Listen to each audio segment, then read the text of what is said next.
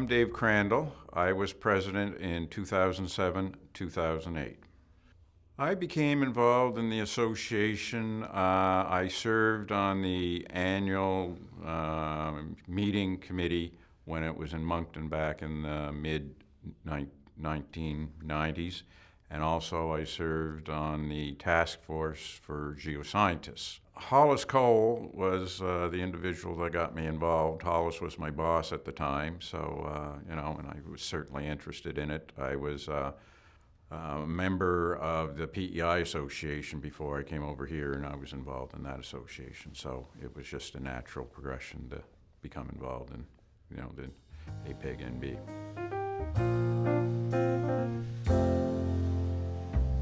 Well, my father was an engineer, and from an early age, I always wanted to be an engineer. I thought, you always look up to your father, and he got me involved. I really didn't realize what he was doing, but back in the good old days when you did specifications, you had piles of photocopies, and with the Gestetner machine, and you had to take those and go around in a circle and arrange all the parts of the specification. So I used to help him out doing that on the weekends. Not that I understood what was going on, but I was doing specifications back then. So it grew from there, and then I worked during high school at my father's firm. He was an engineering consultant, and it just went from there. So from grade one, I always wanted to be an engineer.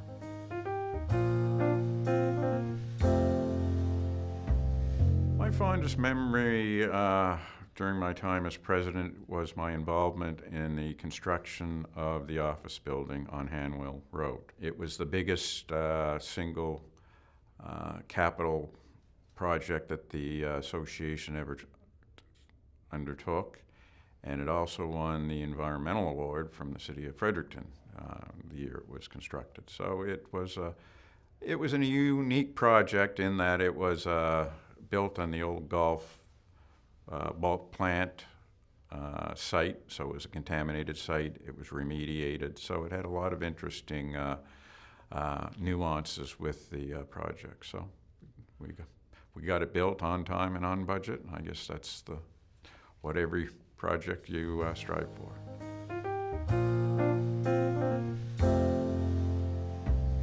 One of the funny things that happened to me when I was on council, I was out at the Alberta Association annual Gala Award, and there was probably about 1,200 people at this function, and this individual came up to me and said, "Are you Dave Crandall from Moncton?" And I said, "Yes." And she said, "Well, I'm Diane, and you taught me how to tie my shoes when we were kids." So we got talking, and, I remember her. They moved away when we were probably 7 or 8 years old, and I hadn't seen her since, and, that was 40 some odd years later, but it was quite something, no matter where you go, someone knows you, right? And, that's just goes to prove the point, I guess, that you got to behave no matter where you go, so.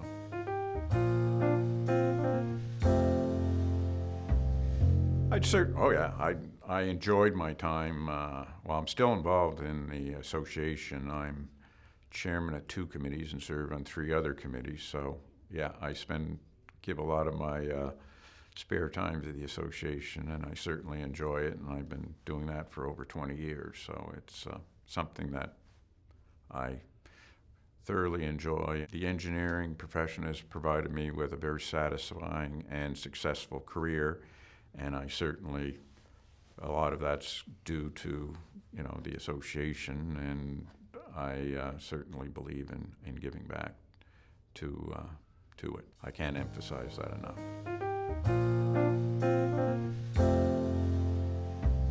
I had a very busy year as president. I had both the building, and then the Limitations of Action Act was a very hot issue while I was president and past president. The Limitations of Action Act, where it comes in to affect the professional associations like engineers, geoscientists, doctors, dentists, accountants, that sort of thing, is that in the old days, you were responsible for your actions for infinity plus 2 years.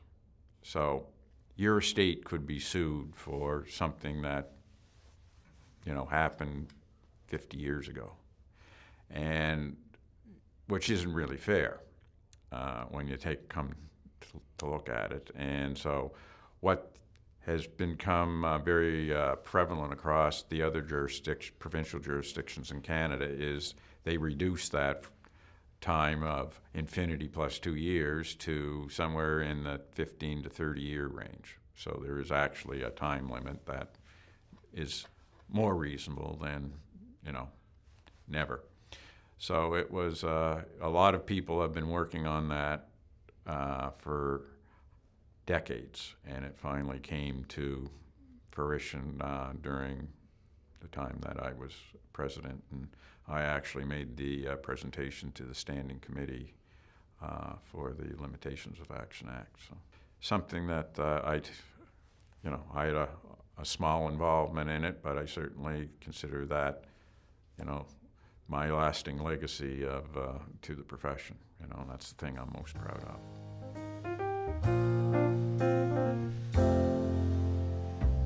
Andrew McLeod was CEO when I was president.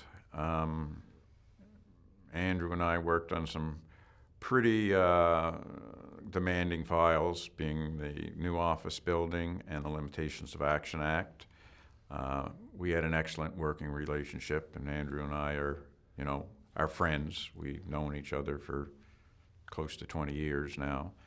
And I always found that Andrew was well prepared for meetings. He provided the committees with the background we needed to have discussions and make decisions. So I've got nothing but praise for Andrew's term as CEO.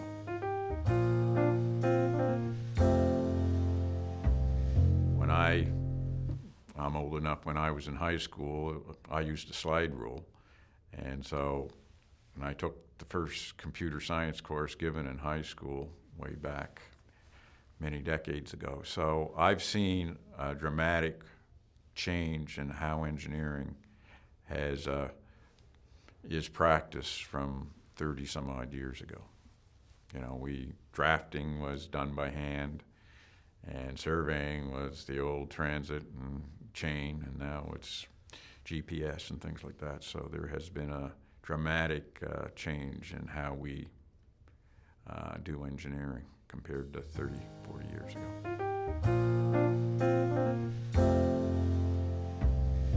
The area where I see the biggest change happening is artificial intelligence and its incorporation into the engineering profession.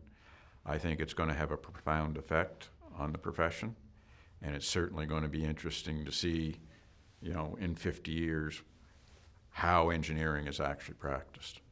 Even today, you've got software that can do designs, right?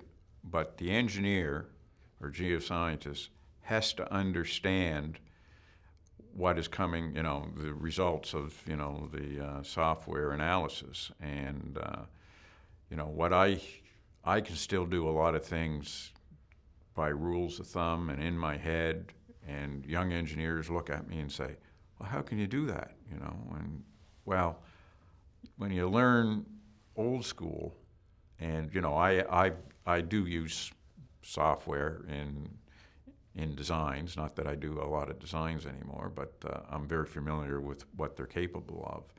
But I take a look at the answers the young engineers get, and I do some quick calculations, and I said, that makes sense, or no, it doesn't. And so it's they've still got to get that training and knowledge. Garbage in is garbage out, and no matter if you've got AI or whatever, you've got to understand that. So the role of the engineer will change, but they still got to understand the principles and things like that. But it's going to be quite different from the way we practice today.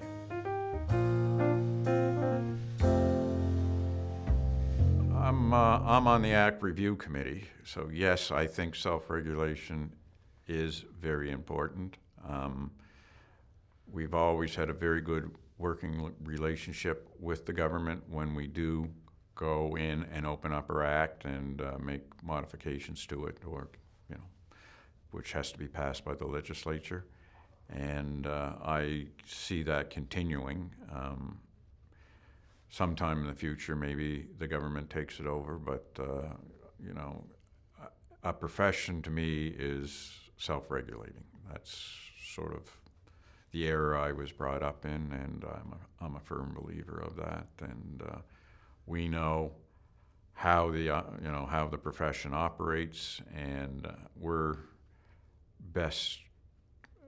in the best position to write the legislation that governs how we practice engineering or geoscience in the province.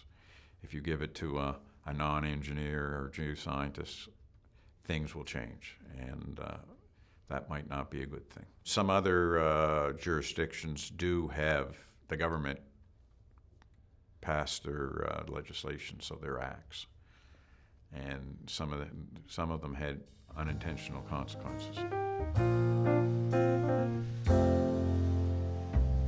Yes, certainly the awards committee. I'm on the awards subcommittee too, so we identify possible candidates for the awards, which then goes to the awards committee. And it's interesting trying to develop candidates and find out information about them, and some of them I know fairly well, others you don't know at all, and it's a very interesting process, and to see how they have been involved in the profession, and some of them are world-renowned, and have developed pieces of software that are used worldwide, or developed wastewater treatment processes that are, world-renowned and things like that. And others are, have done a lot for the association over the years and things like that. And others are involved in the community and are well recognized for that. We've got some very, very talented engineers and geoscientists in our membership. So that's a very fulfilling committee to work on, I find.